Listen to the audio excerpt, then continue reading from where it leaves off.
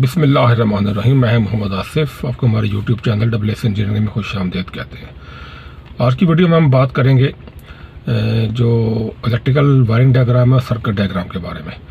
जो electrical wiring diagram होती है वो किसी भी सिस्टम का सबसे अहम पार्ट होती है उसको समझने के लिए, इसके अंदर क्या क्या पार्ट्स लगे हुए हैं और उसके साथ फंक्शन करते हैं। कल को हमें कोई फॉल्ट आता है, फॉल्ट को हमें ट्रेस करना है तो हम वायरिंग डायग्राम को ही स्टडी करते हैं।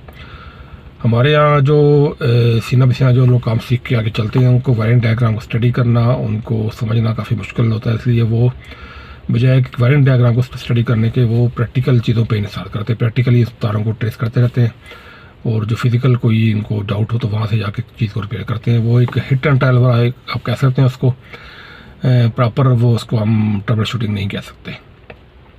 उसके लिए आपको वायरिंग डायग्राम होती है उसको स्टडी करना पड़ता है, उसको समझना पड़ता है। आपको वायरिंग डायग्राम को, सर्किट डायग्राम को ट्रेस करना चाहिए, उसको सिंबल्स होते हैं, सिंबल किस चीज़ को शो करता है वो आपको पता होना चाहिए।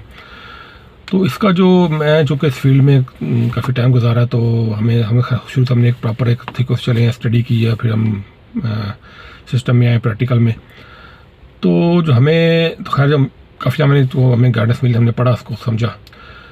जो सर्किट डायग्राम होती है ना, वायरिंग डायग्राम जो भी मैन्युफैक्चरर कंपनी बनाती है, किसी भी एयर कंडीशनर है, रेफ्रिजरेटर है, किसी भी, तो वो कोशिश होती है वो छोटी छोटी शार्ट बने, छोटी छोटी बने, और उसके लिए फिर अपने बंदों को वो ट्रेन करते हैं उसको स्टडी करने के लिए, पढ़ने के लिए, ठीक है।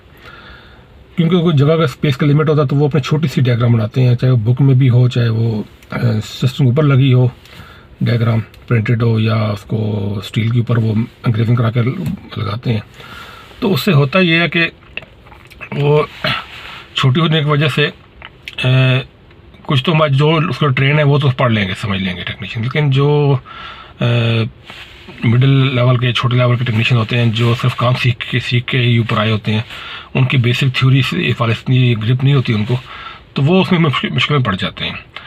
उसका फिर हल मैंने अपने तौर पे ये निकाला कि अगर मेरा फेसबुक पेज विजिट करें तो उसके ऊपर मैंने काफ़ी ज़्यादा सर्किट डायग्राम बनाई हुई है एक नए पैटर्न से, जिनको हमने जो उनकी जो प्रैक्टिकल एक सॉफ्टवेयर के अंदर उनको एक प्रैक्टिकल जो शेप है किसी भी आइटम, किसी कंपोनेंट की, वो हम उसके ज़रिए हम उसको हम शो करके उसको हम थ्रू वायर्स उसके ऊपर सर्किट को बना के उसकी वर्किंग एक्सप्लेन करते हैं कि ये फंक्शन है, ये जो सर्किट है वो इस तरह काम करता है, बिहेव करता है।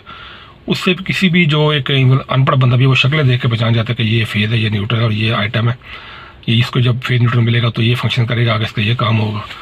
तो उससे बड़ी उसको आसानी से उसको समझ आ सकती है और वो बड़ा अच्छा उसको वो एक्सप्लेन भी कर सकता है किसी को और वो समझ भी सकता है और ट्रबल शूटिंग भी कर सकता है।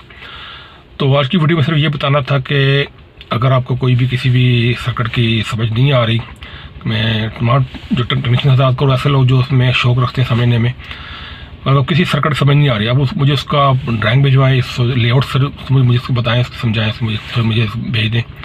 नंबर अभी व्हाट्सएप पे मेरा आपके पास आ रहा होगा, तो इंशाल्लाह मैं आपको उसकी अच्छी डायग्राम बना के दे सकता हूँ, ठीक है।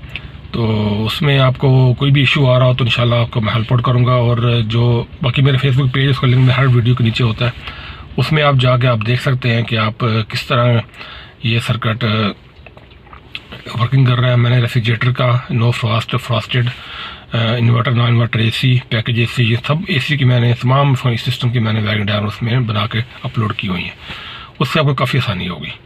दुआ में याद रखिएगा। अल्लाह हाफिज़।